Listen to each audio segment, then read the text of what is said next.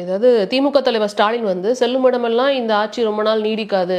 அது எதனால நான் சொல்றேன், அது அது ஏன் போராடலாம் அவர் சொல்றாருன்னா, அதிகாரிகளுக்கு அவர் கொடுக்கக்கூடிய எச்சரிக்கை.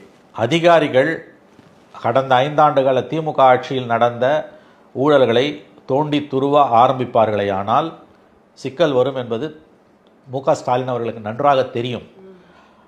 அவர் ஒரு பழுத்த அனுபவம் வாய்ந்த அரசியல்வாதி. மு.க. ஸ்டாலின் கலைஞரின் மகன்.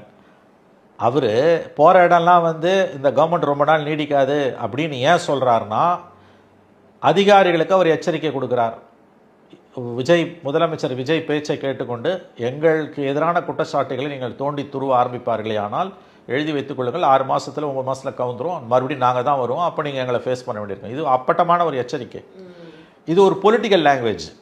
மெஜாரிட்டி இல்லாத கவர்மெண்ட்டை பார்த்து கவுந்துரும் கவுந்துரும் கவுந்துரும்னு சொல்கிறது அதிகாரிகளுக்கு கொடுக்குற மெசேஜ். ஓகே ஓகே, அது ஒன்றும் பொலிட்டிக்கலாக தொண்டர்களை வந்து அதெல்லாம் சும்மா கிடையாது. தொண்டை தேர்தல் வந்தனா இப்போ இருக்குதும் கிடையாது, மொத்தமாக போய்டுன்றது தொண்டனுக்கு, தலைவரோட ரொம்ப நல்லா தெரியும் தொண்டனுக்கு. இது message to bureaucracy, especially to police. IPS லாபிக்கு, ஐஏஎஸ் கூட இல்லை, ஐபிஎஸ் லாபிக்கு தெளிவாக மு.க. ஸ்டாலின் தன்னுடைய பழுத்த அனுபவத்தின் அடிப்படையில் கொடுக்கக்கூடிய எச்சரிக்கை இது.